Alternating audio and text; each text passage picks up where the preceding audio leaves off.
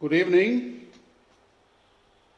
I'm going to continue to give a talk on COVID-19 outbreak. I've been giving series of talks for the past 1 week.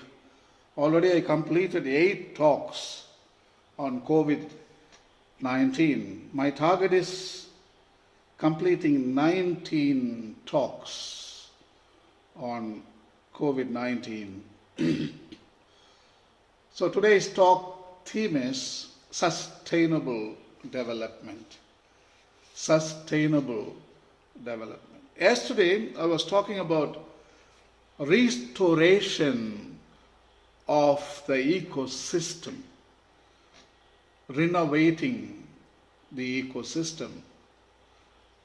Yesterday I was talking about the globe, equator, and 40-degree north, 65-degree north, 80-degree north and south, the northern hemisphere and southern hemisphere.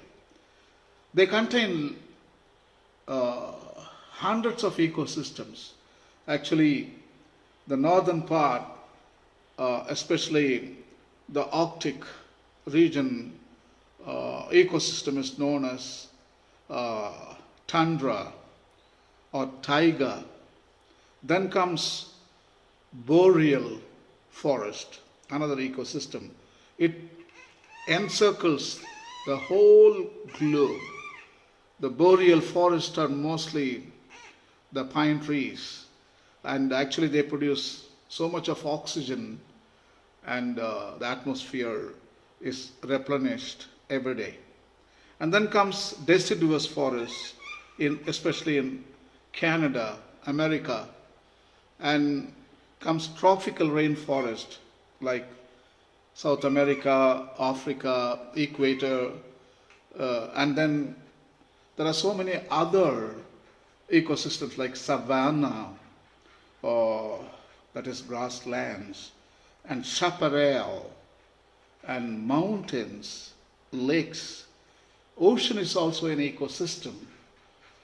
There are hundreds of ecosystems.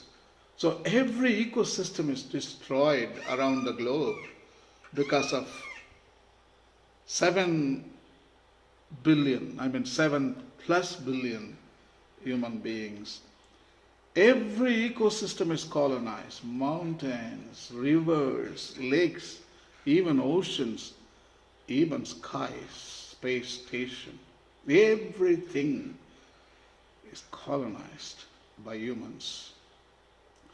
So what is the restoration of an ecosystem? I think we need to give back nature its own place.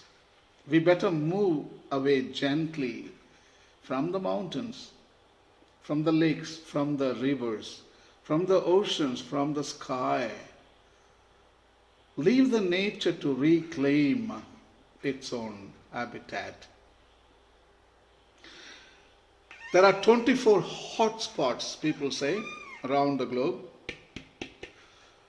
They are the 24 Garden of Edens. One example is Amazon, or Africa, Okavango Delta, or Ngorongoro Crater, or Western Ghats in India.